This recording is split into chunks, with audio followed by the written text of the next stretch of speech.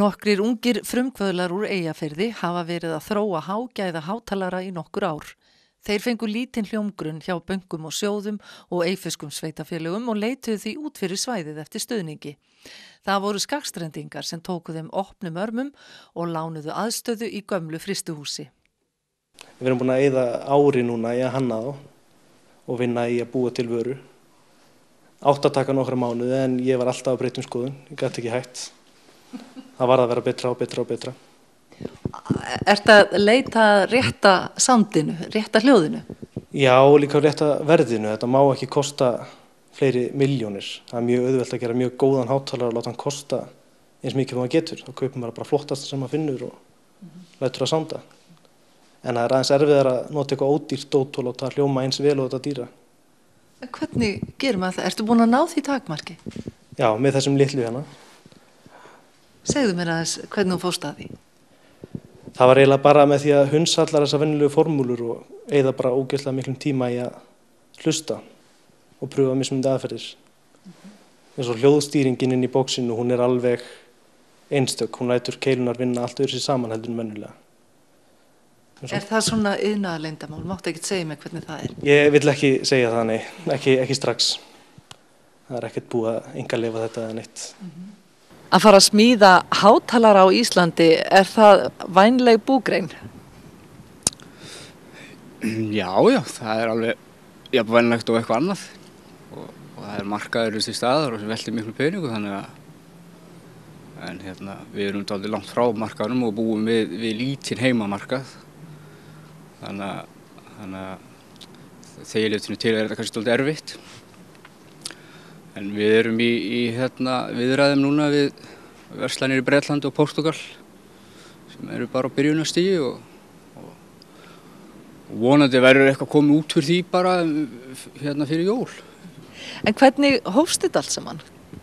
Herðu, hann Ævar, hann byrjaði með þetta, svo hugmynd að fara hanna og smíða hátalara og ég veit ekki hvað er búið að smíða marga prototípur, það er einhverjir 20, 80 eða eitthvað og svo bara var þetta meira og meira og við ákveðum bara að hann fekk mig og fleiri inn með sér og þá var bara að fara fullt í þetta og keyptur tölvustuður ræstari frá Bandaríkjunum nýs, við fluttum sjálfur inn og fluttum fyrirtæki á Skagaströnd og svo var bara byrjað.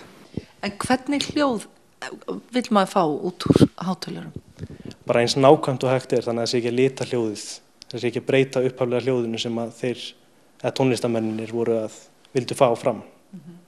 Það sé ekki að gera eitthvað vitlaust. Þarf maður að hafa alveg sérstaka heyrn til þess að skynja þetta? Það er kannski verið með einhverja heyrn, en nei, maður heyrir strax muninn ef þú ert með kannski tvær vörur hlið við hlið, önnur litarhljóð minn og hinn ekki. En kannski í sumum tilfellum getur að lita það mjög flott og láta það hljóma mjög vel, en þá er það bara mjög einstakt. Og nú eru konar tvær vörur sem eru svona kom út og verða til sýnis í lauginni, smiðjum við 4 Kópavogi hjá honum Steinari sem er svona aðstoða okkur við þetta og er með okkur í þessu. En þú talar þetta er náttúrulega mikið þróunarstarf og þróunarstarf kostar peninga og þessi peninga þurfa að vera svolítið þolinmóðir. Hvar nær maður í þannig fjármagn á Íslandi? Það er erfiðast í þessu. Við erum náttúrulega búin að fjármagna mikið sjálfir og fórum kannski pínu erfiða leið því að við vildum ekki fá neina utanaðkomandi aðeins fjárfesta eða styrki sem myndu svo breytast til hlutafé seinna.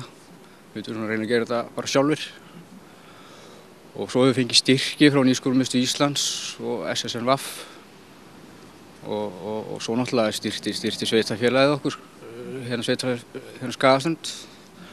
Þannig að við höfum gengið á því bara, á okkar hlutafé og þessum styrkjum. En þetta hefur verið mikið púsluspil. Þetta er mjög erfitt umhverfi sem við búum við hérna í Íslandi og mætti alveg laga það.